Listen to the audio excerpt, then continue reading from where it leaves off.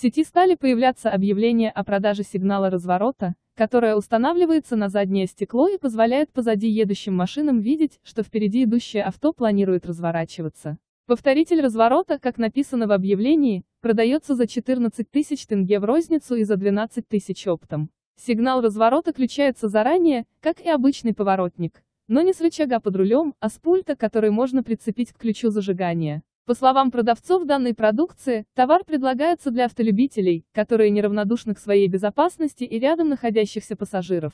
Однако насколько законно устанавливать посторонние сигналы на автомобиль, продавцы не уточняют.